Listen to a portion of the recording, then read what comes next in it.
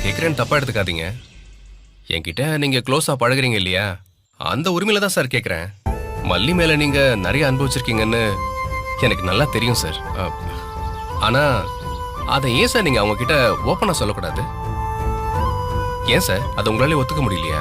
அன்பை ஒத்துக்கிறதுல என்ன அரவிந்த் இருக்கு? எனக்கும் மல்லிகிட்ட சொல்லணும்னு ஆசைதான். ஆனா எதுக்கு சார் தள்ளி போட்டுட்டு மனசுல இருக்கிறத கொட்டிடுங்க சார்.